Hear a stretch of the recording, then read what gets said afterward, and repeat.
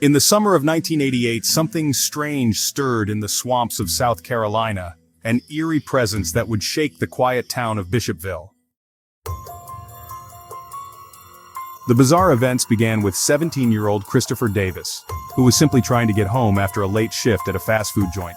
Little did he know, that night would catapult his small southern town into national headlines and give the world a glimpse of what would come to be known as the Lizard Man of Scape or Swamp.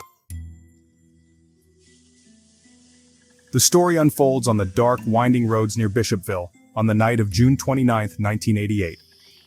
Christopher's car rolled to a stop after a tire blowout, leaving him stranded in the isolated woods beside the swamp.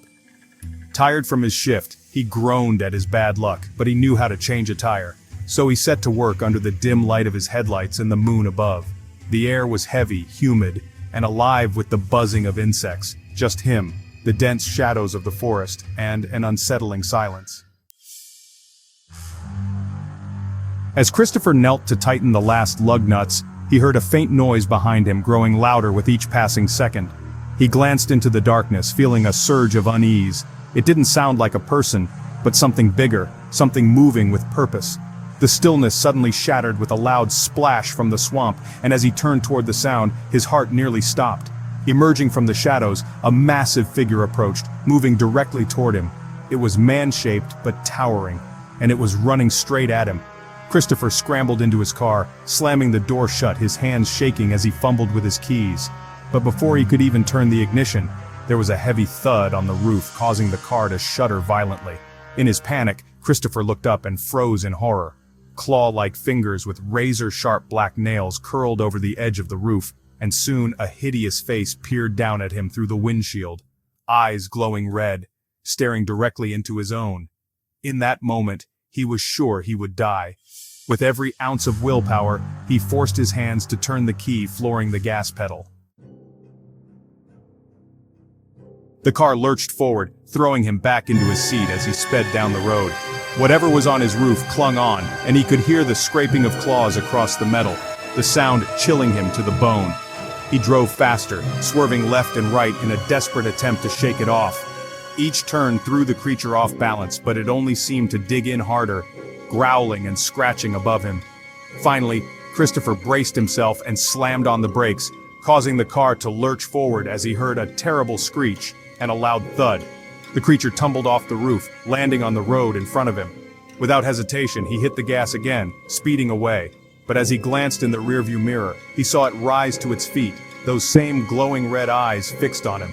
It was chasing him, its shape growing larger in the mirror with every second. Christopher pushed the pedal to the floor, speeding down the road well over 90 miles an hour, his hands shaking as he gripped the steering wheel. Only when he finally reached the main road did he begin to slow down, his heart still racing and his mind struggling to process the horror he had just escaped. The whole drive home, Christopher couldn't stop checking his mirrors, half expecting to see those terrifying red eyes again, or to feel the creature's claws clawing at the door. When he finally pulled into his driveway, he sat there for a moment, heart pounding and hands trembling.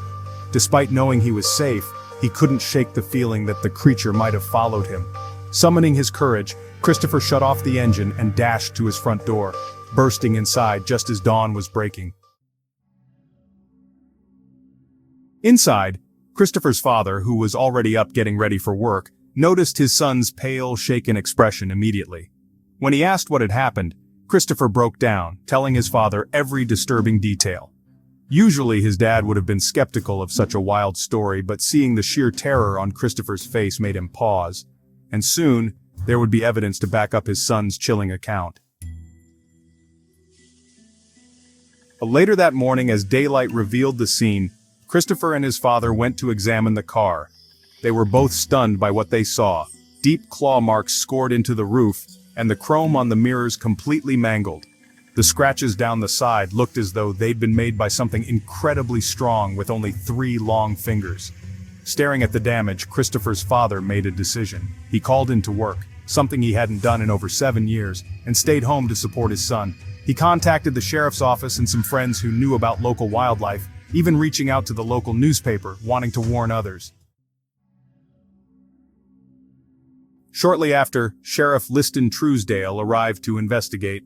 Though skeptical at first, the sheriff quickly changed his mind when he saw the unusual damage. He'd never encountered anything like it in all his years. Whatever caused these marks wasn't a known animal or typical vandalism, and this was just the beginning. 2 weeks later, on the morning of July 14, 1988, Tom and Mary Wayne were starting their day in Bishopville, completely unaware of what had recently happened to Christopher. As Tom went to let their Basset Hound Beamer out into the backyard, he noticed something strange about his car parked out front. Upon closer inspection, he was shocked. The car was covered in deep scratches and bizarre, jagged tooth marks, as though some large animal had chewed on it during the night. Mary joined him outside, her irritation at his delay quickly replaced with horror at the sight. They immediately called the police, who were equally baffled by the scene. Around the car, the officers noticed large, three-toed footprints in the mud, leading back to the swamp. The news spread quickly, and soon all of Bishopville was gripped with fear. People whispered about the lizard man and wondered if they would be next. As the strange events continued to make headlines, sightings and eerie noises became commonplace around Scape Swamp. Then, on July 29th, a construction worker named George Hallman was at his worksite before dawn, drawing water from the well for the day's concrete mixing. The swamp was cloaked in thick fog, casting a foreboding atmosphere as George went about his tasks, his movements slow and cautious. He had heard the stories, and now he was about to come face to face with the legend himself. At dawn, George Hallman was at an old well about 50 yards from Scape Swamp, drawing water for his work crew. The morning was unusually quiet, with only the creak of the pulley breaking the silence as he raised each bucket. His mind started to wander, mulling over the errands he needed to run after work. But as he drew up his third bucket, a wave of unease crept over him, the unsettling feeling that something wasn't right. He looked around, seeing nothing unusual, but couldn't shake the sense of being watched. Suddenly, the swamp's usual noises faded, replaced by an eerie silence. Then he heard it, a faint splashing sound coming from the direction of the swamp, growing louder by the second. The splashing shifted to heavy, deliberate footsteps in the mud, closing in on him. George's first thought was that it might be a bear. He'd dealt with one large black bear on his property before, but this time he was wrong. When George turned around expecting to see a bear, he froze in horror. Standing no more than 15 feet away was a massive creature, towering at least 7 feet tall with dark green, scaly skin. As his gaze moved upward, his eyes locked onto a pair of soulless, glowing red eyes. The creature stared at him, studying him as though he were prey. Its lips curled back, revealing rows of sharp, alligator-like fangs set in black gums, and it released a chilling sound, a mix between a hiss and a growl. In that instant, George was sure this was the end, but when the creature took a step toward him, he snapped out of his paralysis. He spun around and sprinted toward his truck, hearing the heavy, earth-shaking footsteps pursuing him. Just as he reached his truck, he felt something swipe at his back. He dove into the cab, slamming the door shut, hands shaking as he jammed the key into the ignition. The creature, enraged, began slamming into the side of the truck with such force that the whole vehicle rocked. George floored the gas pedal, tires screeching as he sped down the road. In his rearview mirror, he could see the creature chasing him, its red eyes fixated on him until it finally gave up and disappeared back into the swamp. When he finally returned to the worksite later that morning, other workers gathered around as he recounted the harrowing encounter. They found evidence to back up his story. The well rope was completely shredded, and in the mud were large, three-toed footprints leading back toward the swamp.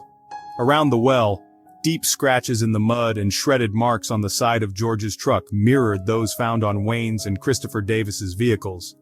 This added credibility to George's story. Known for being level-headed, George was initially skeptical of the lizard man tales, dismissing them as rumors. But his own encounter left him shaken. He even took a polygraph test, which he passed with flying colors, solidifying his account as one of the most credible witness statements. Days later, in early August 1988, another chilling encounter took place. Teenagers Rodney Nulf and Shane Stokes, along with their girlfriends Sarah and Michelle, had just left the Bishopville Drive-In Theater after watching with Tom Hanks. Driving Rodney's dad's Chevy Nova, They took the scenic back roads near Scape swamp, enjoying the warm night air with the windows down and the radio playing. Earlier that day, Rodney and Shane had joked about the lizard man frenzy sweeping the town and the out-of-towners hoping to catch a glimpse. As Rodney rounded a sharp bend, Sarah, who was sitting behind Shane, suddenly let out a scream. Standing just at the edge of the headlight's reach was a towering figure, so massive its head was above the beams of light. It stood there, illuminated, giving everyone a clear view, a muscular, lizard-like creature covered in wet, dark scales. Its arms hung down past its knees, ending in 3 black claws. But it was the creature's eyes that paralyzed them. Glowing red orbs that reflected the headlights like those of a cat, only much larger and more menacing. The creature didn't move at first, just stood there, staring at them as if deciding if they were worth the chase. Then, in a single terrifying motion, it dropped to all fours. With 3 powerful bounds, it crossed the road and vanished into the swamp on the other side. As the creature disappeared, Rodney slammed the brakes, but the shock quickly turned to terror as he floored the gas, tires screeching as they took off. The girls were screaming and Shane was shouting for Rodney to go faster. Adrenaline pumped through Rodney as he pushed the Chevy, feeling on the verge of a complete breakdown. But the nightmare wasn't over. Glancing in the side mirror, Shane saw the creature darting through the trees parallel to the road, keeping pace with the car. At around 45 miles per hour, it seemed to toy with them, a sinister game of cat and mouse. Every few seconds, the girls would scream louder as flashes of red eyes appeared near the passenger side, piercing the darkness and getting dangerously close. They couldn't outrun the thing. It was clear that the legend of the lizard man was far from just a story. Until they reached the sheriff's station, the teenagers couldn't shake the terror from their encounter. Deputy Wade Tomlinson, who was wrapping up his shift, instantly sensed something was amiss when the 4 teens burst in, visibly shaken, pale, and hysterical. Though he'd been handling the lizard man cases for weeks, Tomlinson knew this wasn't another prank. Each teen's story matched, even when questioned individually. Intrigued, Deputy Tomlinson decided to take Rodney and Shane back to the site of their sighting. The girls refused, too terrified to return. By early morning, Tomlinson was combing through the area, and the evidence he found was chilling. Large, 3-toed footprints marred the dirt where the creature had crossed. Alongside the road in the forest, there was a clear path of destruction. Broken branches, disturbed underbrush, and more footprints suggested something large had been sprinting alongside the teen's car. The deputy calculated that whatever had made those prints had moved at speeds over 40 miles per hour. But the sightings didn't stop. Just a day later, Kenneth Orr, an airman from Shaw Air Force Base, encountered the lizard man on Highway 15. Spotting a massive, lizard-like figure in his headlights, Kenneth veered to the side of the road, grabbed his pistol, and fired 3 shots as it charged at him. He claimed to have injured the creature, collected bloody scales, and raced to the sheriff's office, convinced he'd solved the mystery. But soon after, under questioning, Kenneth's story unraveled. Deputies couldn't find any signs of the alleged struggle, and it turned out Kenneth had fabricated the evidence, cutting fake scales from pool vinyl and using his own blood. Despite the hoax, genuine reports of lizard man sightings continued throughout the fall of 1988. After that intense summer, however, reports abruptly stopped. Some believed that the media frenzy had driven the creature deeper into the swamp. Others speculated it might have moved to another area. But by the mid-1990s, the lizard man story resurfaced briefly. Robert Cooper, an Army Corps of Engineers worker, was driving home one evening in 1995 when he glimpsed a strange figure keeping pace with his car. He described it as half man, half dinosaur, likening it to a velociraptor from. This massive creature with a reptilian head and intense eyes stared at him through the driver's window. The shock left Robert with sleepless nights for years. Years passed, and the sightings faded into folklore, occasionally resurfacing through frantic calls or fleeting glimpses near the swamp. Then in 2004, a new generation encountered the legend. A teenage girl named Jenna Brandt, out fishing with her younger brother, would soon have her own story to tell of the mysterious creature lurking near the murky depths of Scape swamp. Upon returning home, Jenna's parents, who were physically and emotionally abusive, didn't believe her harrowing story of the lizard-like creature attack. It wasn't until years later that Jenna was able to share her experience publicly, describing how her younger brother's screams likely saved her by distracting the creature, allowing her to escape. A year later, in Newberry, South Carolina, Margaret Henderson was enjoying her evening tea on her porch when her motion sensor lights abruptly switched on. Expecting to see her neighbor's dog, she was horrified to find two towering, lizard-like figures with glowing red eyes standing at the edge of her property.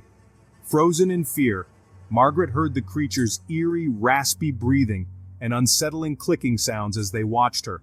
Gathering every ounce of strength, she bolted inside and locked her door. She watched in terror as the creatures lingered outside, seemingly contemplating how to get in.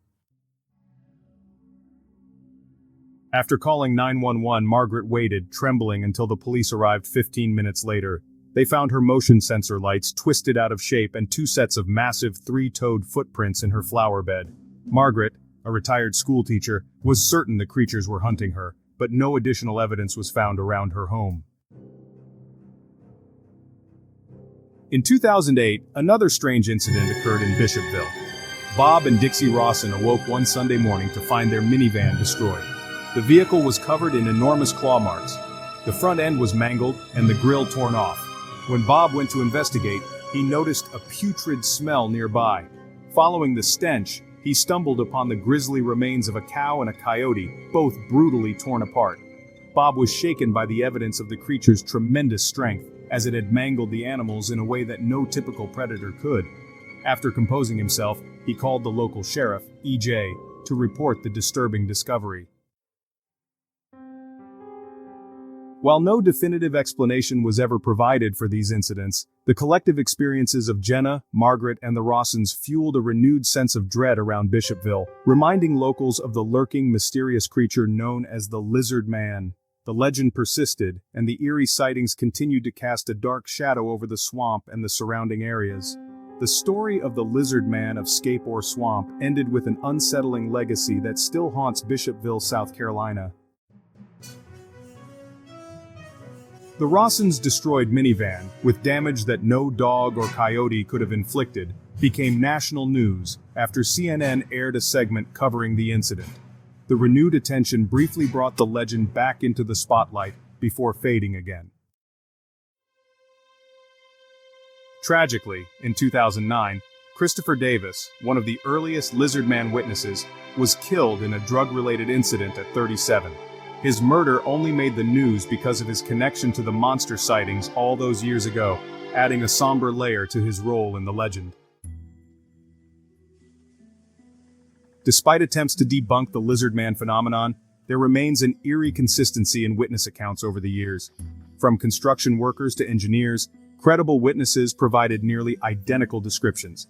The towering, scaly creature with three-toed footprints, claw marks on vehicles, and the unforgettable red eyes seen in the dark. Skeptics have tried to explain it as misidentified animals, mass hysteria, or even elaborate hoaxes, but these theories haven't been able to explain all the evidence and consistent patterns reported over 2 decades. Today, the swamps around Bishopville remain as ominous as ever, and locals warn late-night drivers to keep an eye on their mirrors, as those glowing red eyes might still lurk in the darkness. The truth behind the Lizard Man of Scape Swamp remains elusive, a mystery that blends fear and fascination, kept alive through local lore and the enduring curiosity of those drawn to the supernatural. If you enjoyed this deep dive into the mysterious and supernatural, be sure to like and subscribe for more content just like this. And if you made it to the end of the story, comment Swamp Thing below, so I know who stuck around for the whole tale. Keep an open mind and I'll see you in the next episode.